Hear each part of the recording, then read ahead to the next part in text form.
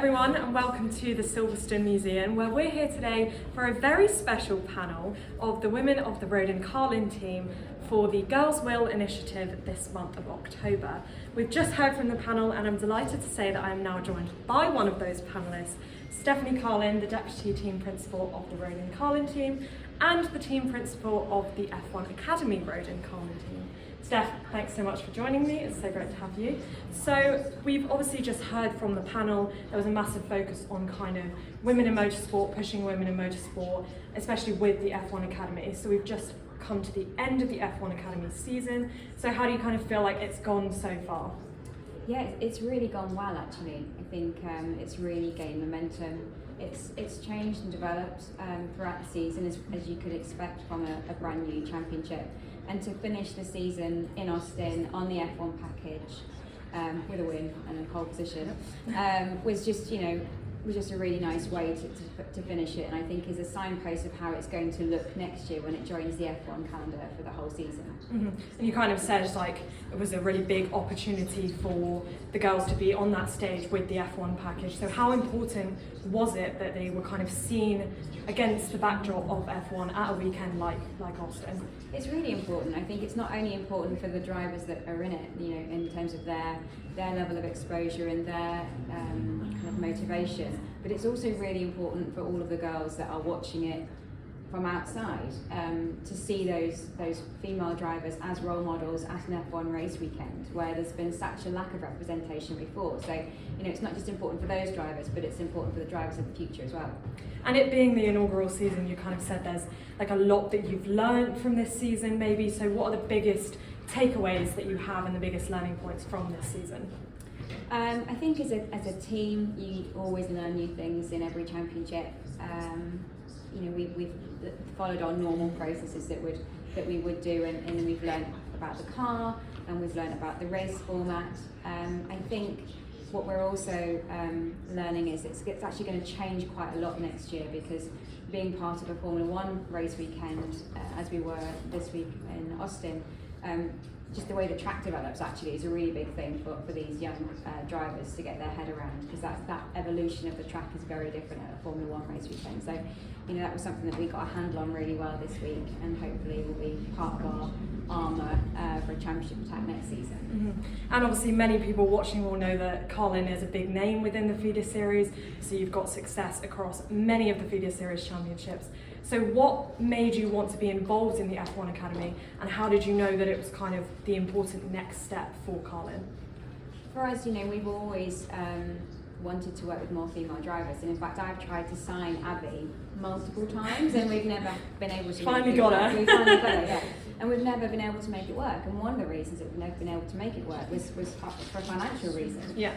But what F1 Academy has done is it's given opportunity to drivers that wouldn't normally have had it, and often that's a financial opportunity. So that's one of the reasons that F1 Academy is so important and we wanted to be involved.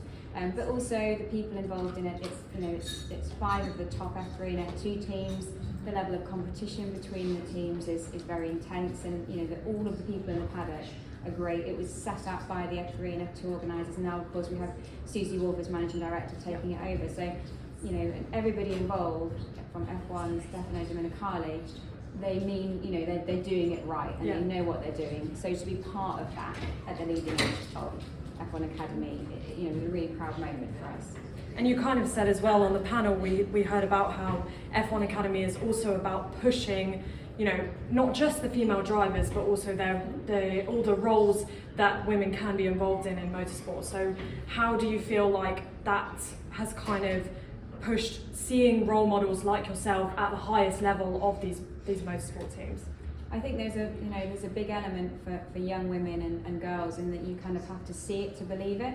And I think if you're seeing more female racing drivers, if you're seeing the female mechanics and the female engineers, it just opens up horizons and creates opportunity just through vision.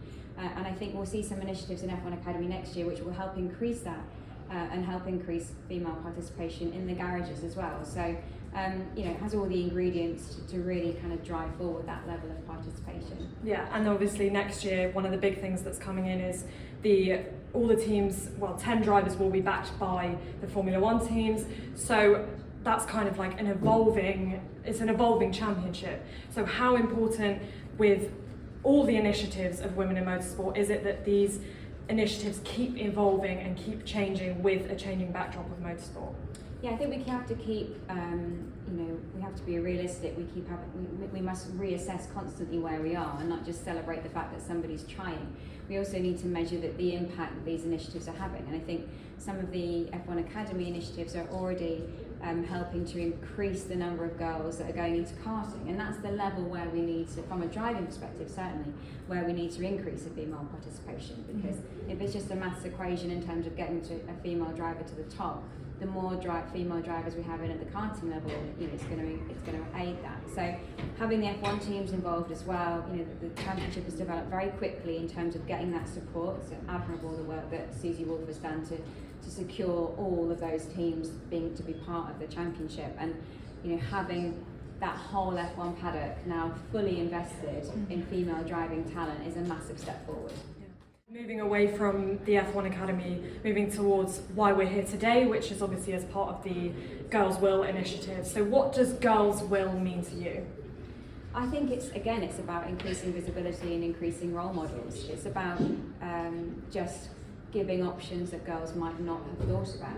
One of the really kind of things that I think is important is communicating that to girls at primary school level, is getting them involved in STEM subjects and kind of bringing them a little bit away from the more traditional English and history choices that they might be making at high school and at options. It's just about communicating what's possible at a young enough age for girls to make informed decisions with a full spectrum of options. And initiatives like Girls Will really help create that backdrop. And kind of picking up on something you said there about kind of having the role models, something you've previously spoken about on various podcasts, is kind of changing the mindset of these young girls. So that's something that's really key to getting them into the higher level roles. Yeah, it is. It's all about mindset. It's about just kind of breaking some traditional molds, and it's about visibility and role models, and that will kind of be a subconscious. It will just creep into that mindset and just make the horizons wider. Yeah. So as you look at your career, something that you've also said before is kind of you've learnt from the likes of the women that have come before you, the likes of kind of Anne Bradshaw, for example. So do you feel as a team principal like you have a responsibility to pass on that knowledge and to keep encouraging young girls and women into motorsport? Yeah, absolutely. And I think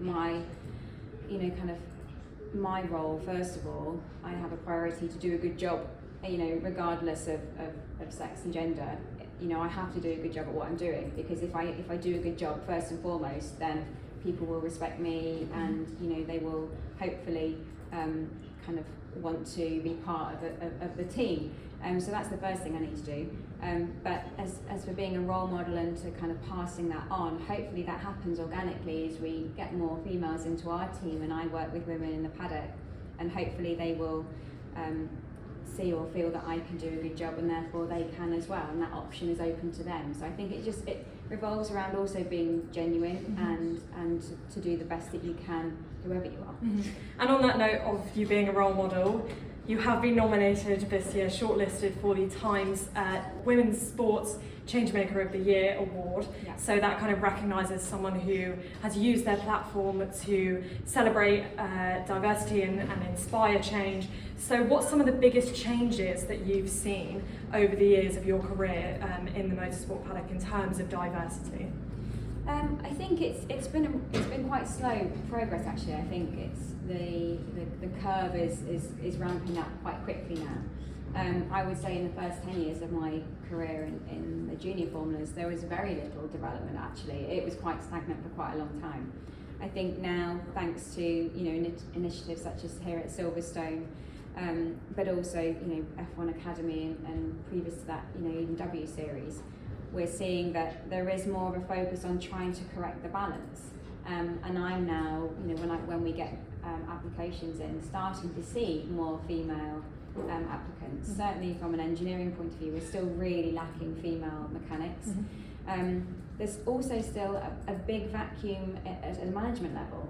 There's very few women at management level in motorsport. We really need to address that. There's absolutely no reason why it can't be greater. So, I can look back and think, yes, there have been some developments, but I'm not quite satisfied with where we are quite yet. So then what would you really like to see in terms of initiatives that are coming forward, obviously, perhaps in the management level, like you said, to kind of increase that representation?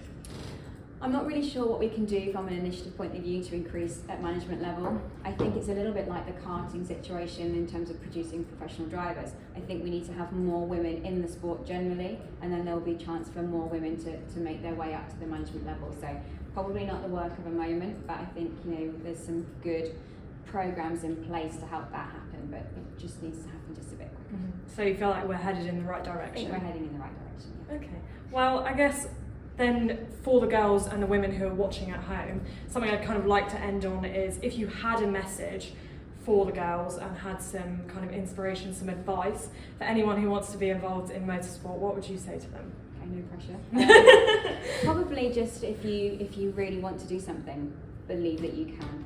I think the thing is that it's about how you feel about yourself, and if you are determined and you're respectful to the people around you and you're willing to learn, there really is no limit to what you can do. If you have a goal, stick to it, focus on it, and it could happen. Perfect. Well, those are inspiring words, and thank you so much for talking to me today.